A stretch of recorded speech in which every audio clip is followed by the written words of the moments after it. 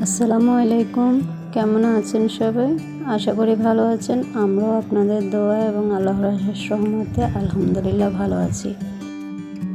অনেক সকাল সকাল রান্নাবান্না শেষ করে ফেললাম, কারণ একটু ডাক্তারের কাছে যাব।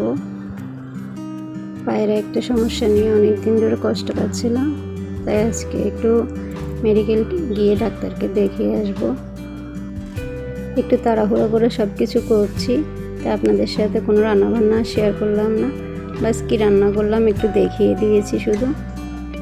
আর আমার মেয়ে স্কুলে, ছেলের মাদ্রাসা বন্ধ, সে আমার পিছন পিছন ঘুরঘুর করছে।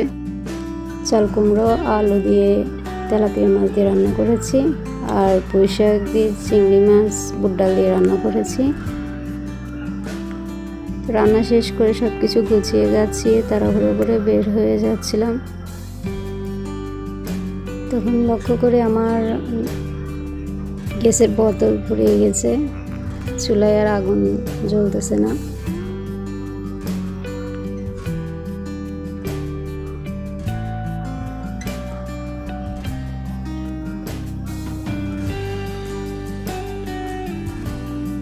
তো এই তো বেরিয়ে গেলাম।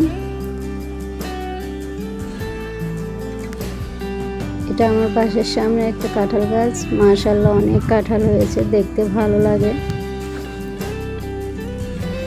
তো এই তো মেডিকেল চলে যাচ্ছি। ওখান থেকে আসার পর আবার গ্যাসের বোতলটা ফুরিয়ে নিয়ে এসেছি। তো ওখান থেকে এসে আবার ফ্রেশ হয়ে খাওয়া দাওয়া করলাম।